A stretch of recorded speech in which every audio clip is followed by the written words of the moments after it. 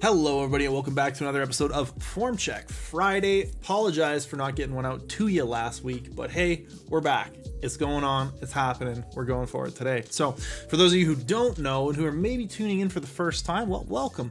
But what we do on this channel, or what we do in these videos at least with our Form Check Friday series, is we take your viewer submitted emails, we get you to email them to us at formcheckfriday@gmail.com. There's a link in the description to a video on how to submit, and we put them up on this screen behind me, and I take a look at them and I try to offer coaching advice, talk through some of the finer points of powerlifting training to not only make you more resilient, but to also make you more efficient, and to try to just help people sort of raise the standard of powerlifting training and how we're lifting. So hopefully it's some good free advice. If you like what you see, maybe check out the Calgary Barbell app. There's a link in the description below for that. We'll talk a little bit more about that maybe later, but let's get to it. So last week we left off with Elene. Now Elene was doing some squats here, and let's take a look. So she said she's been powerlifting for about a year. And she's worried about her hip shifting. So I asked previously if everybody in the comments thought that the hip shift was enough to really, be worried about. She says she notices the bar twists a little bit. This is 85.5% for a set of 4. So first off, I don't think the hip shift or that like slight amount of bar movement is really an issue. You can see on this first rep, we don't even really see it very much at all. We stay very much symmetrical. Both legs are generally staying pretty well in line. Second rep, we're starting to come out a little bit. Third rep, we're starting to come out a little bit. And fourth rep, I'm going to guess that, yeah, we see a little bit more of that. So now what we're seeing here is that you are capable of squatting relatively symmetrical. And I want to insert a little caveat here that symmetry for symmetry's sake is not always completely necessary. Yeah, I'm going to make myself a little bit bigger there. Symmetry is not the be-all, end-all. If you are asymmetrical, it's not necessarily something to worry about, especially if it isn't accompanied by any symptoms of discomfort or pain or any kind of seeming inefficiency in your lifting technique. Now, what's happening here, insofar as I can tell, is that we're just loosening in the bottom. We're getting really loose. We're not maintaining our brace. We're not maintaining eccentric or lowering tension.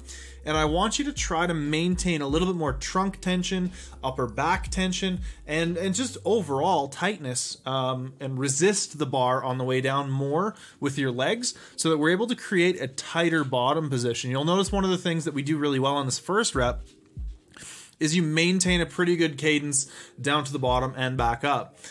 It doesn't look like you loosen and kind of fall into the bottom, which I think is a really common sort of co-conspirator with this hip shift. A lot of the times when the hips shift, it's because we get loose, we lose a lot of tension, and then we just get back tight however we can. And if we, tend to favor one side a little bit, well, we're going to shift to that one side because we need to get tight and fast, right?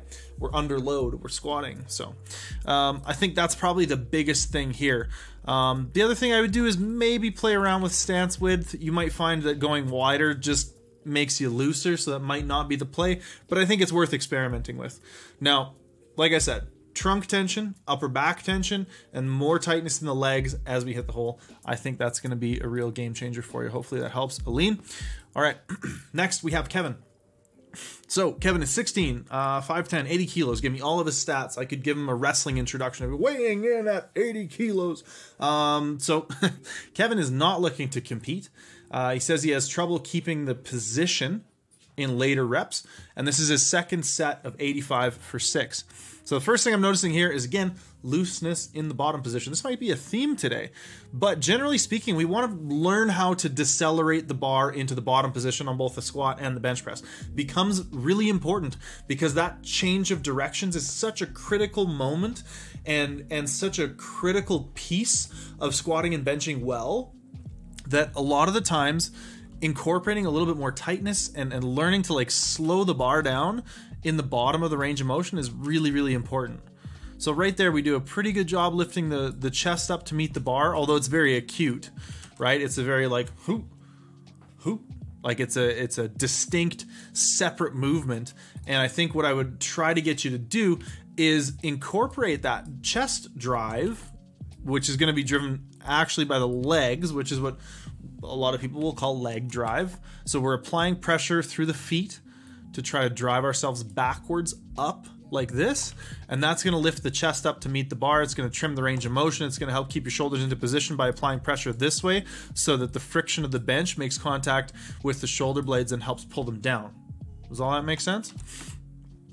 I'm going to recommend a little bit of a wider grip. Anybody who's been watching this channel knows that I'm a big fan of widening people's grip. Now, that's not always the be-all, end-all, but a lot of the times when we get a little bit of a wider grip, we trim the range of motion down, the shoulders able to stay in a bit more of a comfortable position throughout the lift. It can really help people's benches. So I think the biggest thing is that we're losing position throughout. You'll notice when you lock out here, we're readjusting the hand. The shoulder blades come out of position. Especially on longer sets, it can be really tough to maintain upper back tension and tightness. And again, upper back tension and tightness is that shoulder blades pulled in and shoulder blades pulled down. And once that tightness is set like that, we really, really want to hold it. We don't want to lose that. We don't want to relax that. We want to keep that tight throughout. It's very important that we try to maintain that tension throughout the entire set. So when we get to lockout, we don't want to just relax the upper back and let the shoulders go all loosey-goosey, right? When we get to lockout, we want to hold here and not let that upper back move at all. We want to come down for another rep, hold here, not let that move at all. Again, you kind of see what I'm saying there, but I think that's part of where we're going wrong. So I hope that helps you. Kevin, up next, we got Angel doing some deadlifts on hell, maybe 60 kilos. He's done 1 year of the big three so far, the big three being squat, bench, and deadlift. He says he's struggled on his deadlift around the 140 kilo mark. He feels weak in the bottom position. He says he tried deficit deadlifts to try to work on his leg drive a little bit, that like quad push, the leg press feeling, and wants to compete at 62 kilos, and this is 105 for 3. So number one, you're 18, don't marry a weight class just yet. Okay? Put yourself in a small deficit. Eat food. Don't worry about being in a weight class when you're 18. You haven't competed yet. Don't worry about being in a weight class. I can't emphasize that enough. Put yourself in a small deficit so that you're slowly gaining a little bit of weight. It's going to be mostly muscle, especially if you're more of a novice trainee. And just live there for 2 or 3 years. Get bigger, get stronger, and then figure out where you want to compete. Compete along the way, by all means, but, you know, let's say you're 64 kilos and you're like, I want to compete. Should you cut to 62 for your first meet? No. You should compete at 64 as a really light, I'm not even sure what, like 62, I'm not sure what federation that is, but whatever the next weight class is up, just compete as a light one of those. And just do that for a few years. Get some experience under your belt. You're going to have such a better time training if you just eat food. Don't get married to weight classes when you haven't competed yet. Okay, that's my like number one piece of advice.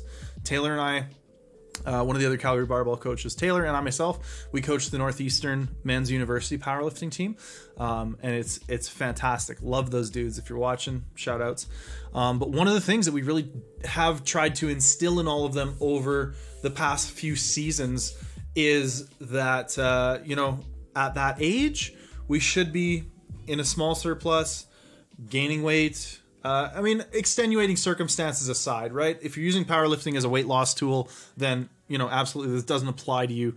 Continue on your journey towards your goals. But if you weigh, for example, 60 kilos at 18 and you're looking to compete in powerlifting, you probably want to be gaining muscle anyways. So let's just go for it. Anyways. All right. So let's take a look at what's going on with the deadlift. And I think I saw some stuff. To start off with, there's no tension before the pull, right? You pull and then tension kind of comes as an afterthought.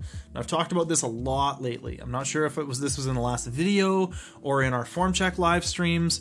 I talk about this a lot in the app Discord that our app users get, where I do these form checks all the time. But basically what we're looking for is to try to create tension from the lats to pull down into the hips And we're trying to use the legs to push so that we're creating tension from the quads up into the hips, and then we're using that tension to load the hips and hamstrings, essentially. And that's called wedging yourself into the bar. Right now, you're just sitting down. And you're sitting down into a decent start position, but you're not under tension. You haven't pulled the slack out of the bar, and you'll hear these terms thrown around a lot. They're very important because that's how we create a good deadlift start position, is with tension. Now, we talked a little bit about the squat and bench press, how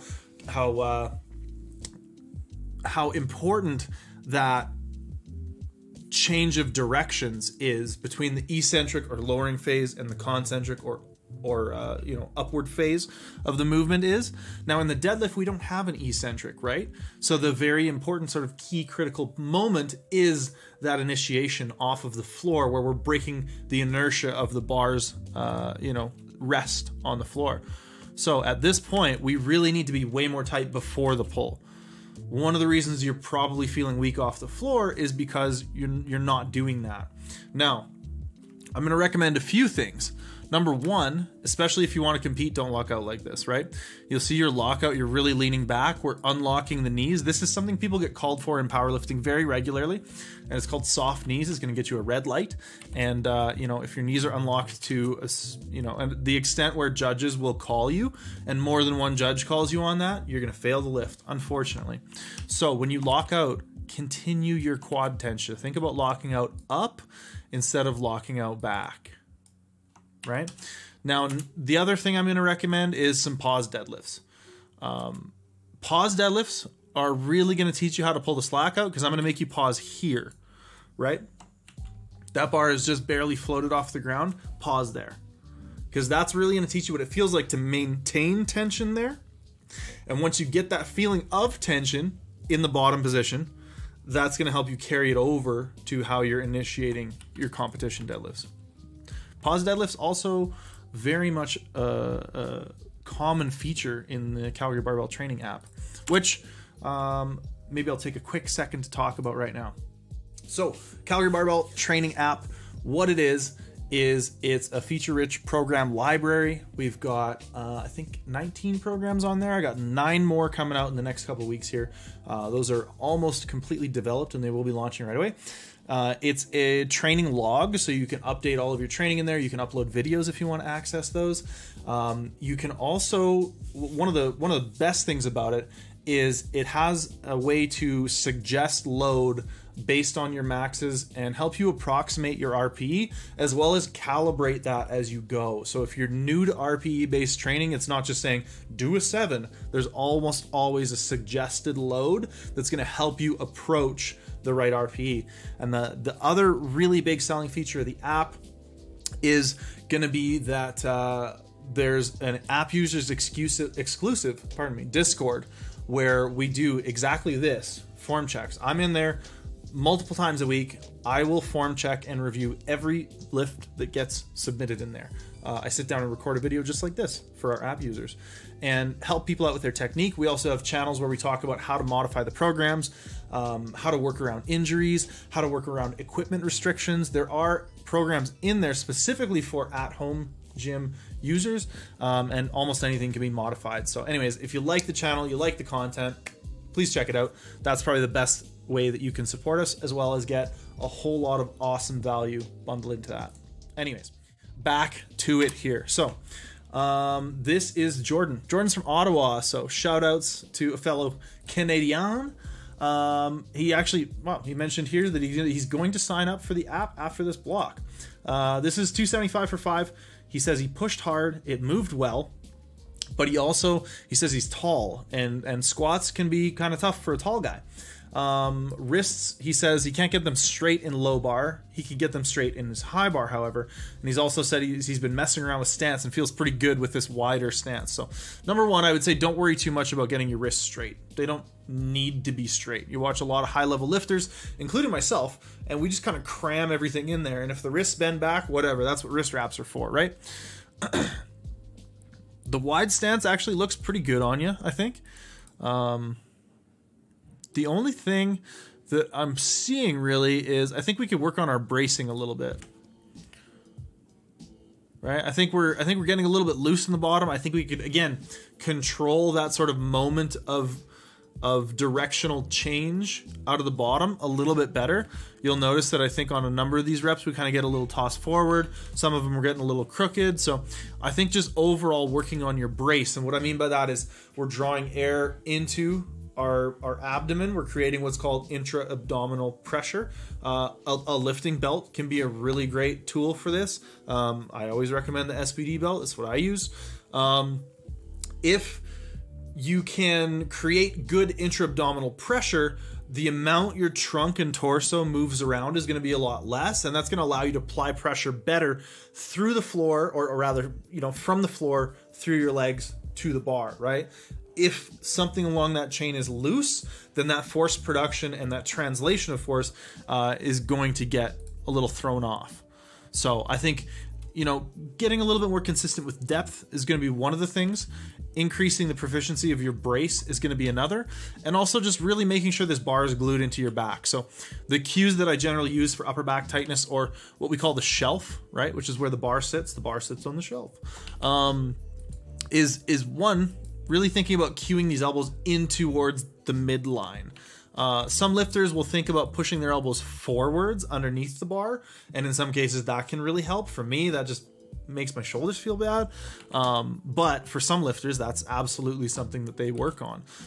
Generally speaking, we want to try to pull those elbows in towards the midline and, kind of pull the bar down into the back, because we want the shoulder blades here, we want them depressed. We want them pulled down the back so that we can create tightness using our lats in throughout the brace, right? We have to brace on the anterior or the front, we have to brace on the posterior or the back, and we have to brace in the sides as well. So a lot of bracing talk there, but I really do hope that helps you out, Jordan. All right, up next is Brandon. He's been powerlifting for 6 to 7 months. 6 to 7, not 67. That would be an arbitrary, weird way of explaining anyways. Last out of 4 at 85%, 95 kilos here. He says he feels he's not tight enough, and his lift off feels inconsistent from set to set. He's also wondering about his bar path. So, number one, it looks like you're using what's called a suicide grip, and I would absolutely 100% recommend against that. It's dangerous. Just don't, right? When you're bench pressing, always wrap your thumb around the bar. Always wrap your thumb around the bar. Now, I understand why people want to use that thumbless grip, because you can get that bar really low in your palm and it feels good there. But what I would recommend is set your grip and how deep that bar is into your hands with the thumbless grip. Then just wedge your thumb on the other side. So if your thumb's like bent back and weird like that, that's fine. As long as your thumb's in there to stop it from rolling out of your hands. People have been really hurt by that. So I don't know. Stay safe out there, everybody, okay? In terms of the unrack, I think the biggest thing, like you're unracking with a lot of leg drive, you're unracking with your hips up. Those are probably the two biggest things I would suggest. The next thing I would look at is like, okay, can we reorganize our feet to get a little bit more leg drive generally? Because that leg drive contribution is usually going to help really well with the unrack and that how heavy it feels on the unrack. The other thing that's really going to help the unrack is squeezing the crap out of the bar, which is hard to do if you're thumbless. Wrap your thumb around, squeeze that bar really tight so that your forearms are getting really involved. Your upper body's getting really involved as you're unracking that bar. If you white knuckle that bar, I guarantee it feels at least a little bit lighter out of the rack. Guaranteed. All right. So overall tightness. The other thing is you have all this leg drive, you unrack the bar, and then you lose all your leg drive and like do a little dance. Don't do that. This should stay absolutely locked in. The only thing that should change is your butt should come back down to the pad. Let's work on pausing on the chest. If you don't already, sometimes people just send in a bench press. Generally speaking, with powerlifting training, we want to be pausing almost all of our bench presses. We do use a touch and go bench press, which is more of a traditional, no pause bench press. But we'll use that as like an accessory movement. So if you're not doing anything to practice the pause on the chest, then I would absolutely recommend that. I think for a lot of people, even if you don't really care about competing in powerlifting, a lot of the times emphasizing that isometric contraction or holding that contraction on the chest can really make you a lot stronger out of the bottom, right? If you train a specific joint angle, it's going to make that specific joint angle stronger. So it can be a useful tool even if you're not looking to be a powerlifter. In terms of the bar path, you mentioned that you feel like your bar path is a little straight instead of that kind of like J path. I think your bar path is actually okay. I don't think it's that bad. Like the J movement is going to be a lot less pronounced for some people. So I wouldn't worry too much about that. I would, however, yes, you guessed it, experiment at least with a wider grip. I think that might help solve some of the problems of tightness, the length of the range of motion. Again, right? If we look at where your elbows have to go to on the chest, like your elbows down past even the bottom of the bench. So you're having to go into a lot of shoulder flexion to get the bar to the chest. Whereas if you're out here, right, the wider you go, the less shoulder flexion you need to actually get to the chest. Might be advantageous, might help you feel tighter. All right, I hope that helps. Up next is Ryan. Now, Ryan says he can't seem to maintain that leg press feeling on heavier weights, and that it generally tends to break down around 495. Now that's a single for Ryan. So what we're going to do is we're going to get everybody to head on down to the comments section, leave your best critique of Ryan's deadlift here. If there's things you think that he could do a little bit better, if there's cues that you really like that helped you kind of learn that leg drive, leg press kind of feeling with your heavier sets, let us know. And I will start next week's episode with Ryan's deadlift. One more time here. All right. So, I want to thank everybody for tuning in. Make sure to check out the Calgary Barbell Training app, link in the description below, and we will see y'all in the next one. Or come by Form Check Friday stream live on twitch.tv/Calgary Barbell. Peace.